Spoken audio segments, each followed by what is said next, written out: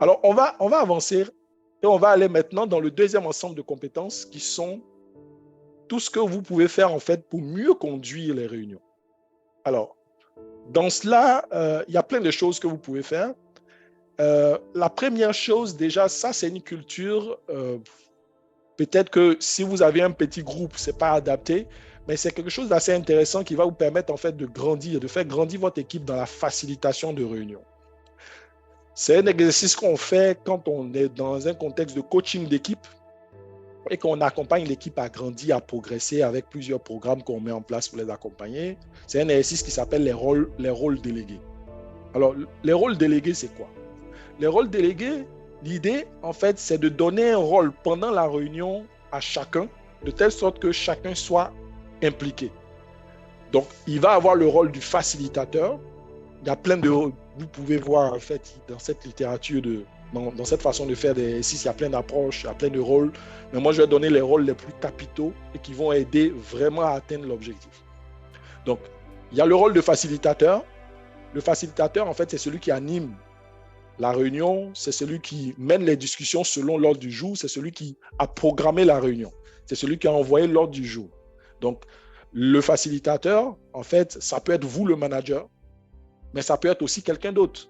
Si justement vous êtes dans une dynamique de faire grandir vos collaborateurs, ce n'est pas tout le temps vous-même qui allez faciliter les réunions, ou bien pour un sujet spécifique où c'est vos collaborateurs qui ont la main, c'est eux qui peuvent être le facilitateur. Voilà, donc il y a ce premier rôle-là que quelqu'un va jouer, c'est lui qui va animer la réunion. Ensuite, il y a le leader. Le leader, en fait, c'est celui en fait, qui prend des décisions. C'est celui à qui le dernier mot revient dans la décision. Voilà. On va parler de rôle délégué. Tous ces rôles que je vais citer, logiquement, vous devez les faire passer à tour de rôle dans chacun des membres de l'équipe. Mais le seul rôle qu'on ne va pas déléguer, c'est le rôle du leader. Pourquoi? Je vous ai expliqué que cet exercice-là, c'est un exercice de coaching d'équipe. Ça a pour but, en fait, de renforcer le positionnement du leader et de créer une cohésion d'équipe autour du leadership de la personne. Et ça, justement, le rôle du leader, c'est de pouvoir identifier le leader dans le groupe. C'est très important. Et c'est pas, on ne peut pas dire aujourd'hui, toi, tu es le leader, demain, toi, tu es le leader. Non, pour la vie du groupe, il y a un seul leader qui conduit le groupe. Et dans chaque réunion, on doit reconnaître ce rôle-là. Donc, le rôle du leader, c'est celui qui va trancher s'il y a trop de discussions. C'est celui à qui revient le dernier mot. Et ce rôle-là, lui, n'est pas délégué. Les autres, on peut échanger les rôles. Demain, un autre peut être facilitateur. Après, Kofi peut être facilitateur, Conan peut être facilitateur, mais le leader, c'est toujours la même personne, c'est le chef de l'équipe. Et dans la réunion, il peut avoir son rôle à jouer. Le troisième rôle, c'est le rôle du timekeeper. Le timekeeper, en fait, c'est comme son nom l'indique, c'est celui qui va veiller en fonction de l'ordre du jour, du temps. Alors, quand il veille sur le temps, c'est pas que quand le temps est imparti pour une phase, il dit on arrête les discussions. C'est pas ça son rôle. C'est à toute l'équipe de décider si on donne une rallonge parce que la discussion qu'on est en train d'avoir, elle est intéressante. Donc ça ne nous a pas suffi. Est-ce qu'on peut se donner 5 minutes encore pour discuter? Mais le timekeeper, lui, va aider le facilitateur parce qu'il va rappeler en fait, on a prévu 10 minutes, les 10 minutes sont arrivées, ou bien quand il reste 1 minute ou 2 minutes ou 3 minutes, il nous reste 3 minutes pour cette phase, il nous reste 2 minutes pour ce sujet. Et ça aide en fait le groupe à se rappeler que voilà, il faut qu'on soit efficace, il faut qu'on soit concis, il faut qu'on arrive là.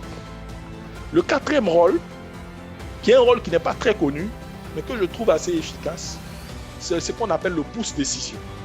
Le pouce-décision, en fait, c'est la personne qui, en fonction de l'ordre du jour, va s'assurer que le délivrable pour chaque phase est vraiment fait. De telle sorte que quand on est en train de s'étendre dans la discussion et qu'on va de gauche à droite, tout à l'heure dans les points de douleur qu'on a énumérés, on dit souvent on se perd, il y a des hors-sujets, il y a des ceci. Et justement, c'est le pouce-décision qui va rappeler que, écoutez, pour cette phase, on devait prendre une décision. Pour cette phase, on devait faire une action. Pour cette phase, c'est ce délivrable-là qui est attendu. Donc, le pouce-décision lui rappelle ça. Et le cinquième rôle qu'on peut avoir, oui, le cinquième, j'ai parlé du facilitateur, j'ai parlé du leader, j'ai parlé du timekeeper, j'ai parlé du pouce-décision. Le cinquième rôle, c'est le rôle du coach. Le rôle du coach, en fait, c'est lui qui va avoir une position d'observation. Je le rappelle encore, cet exercice de rôle délégué, c'est dans le but, en fait, de faire grandir l'équipe et d'aider chacun à pouvoir faciliter facilement les réunions. Donc, quelqu'un qui va jouer le rôle de coach, lui, il va observer chacun dans son rôle. Il va observer le pouce décision. Il va observer le timekeeper. Il va observer le facilitateur. Bon, il n'a pas besoin d'observer le leader parce que le leader, lui, ne change pas. Mais sur ces différents rôles-là, lui, il va faire un feedback à la fin de la réunion pour dire, mais écoute, pouce décision, merci, tu as bien joué ton rôle. Timekeeper, tu as bien joué ton rôle.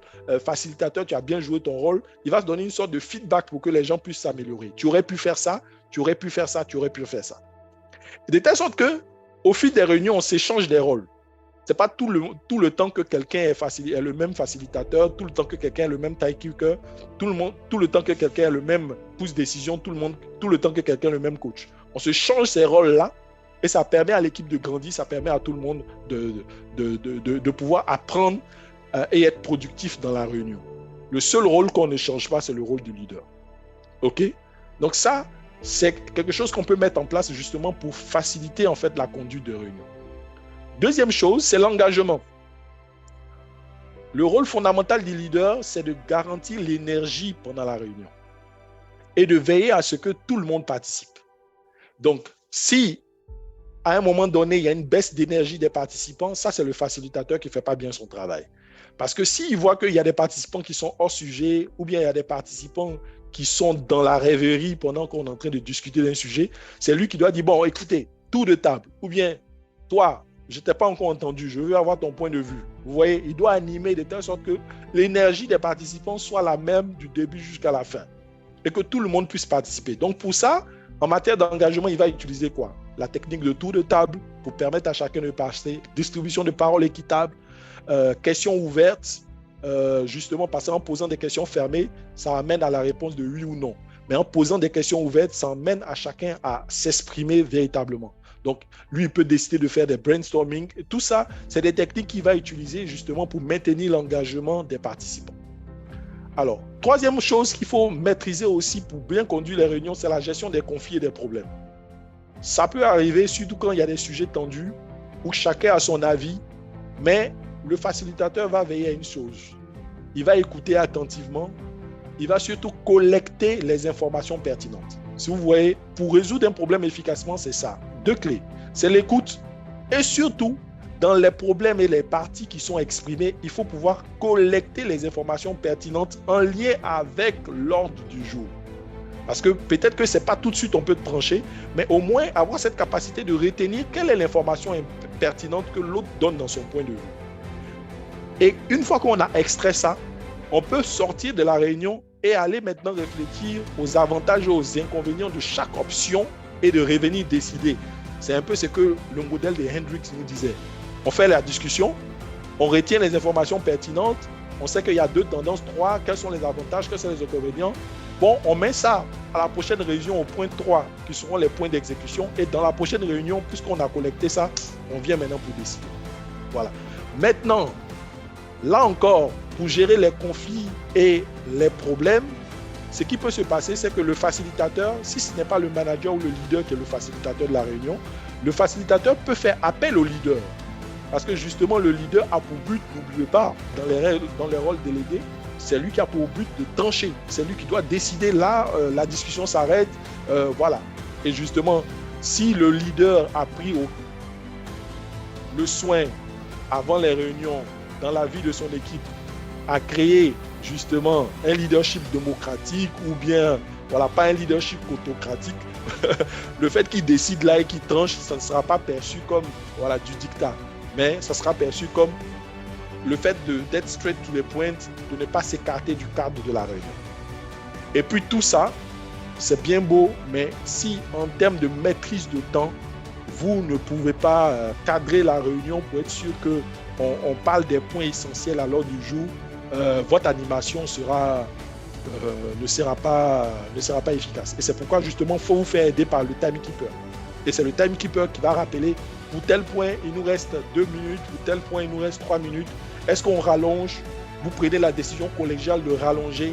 Là, tout le monde se sent impliqué et on ne sent pas que les réunions durent. Voilà. Et ça, c'est vraiment super intéressant.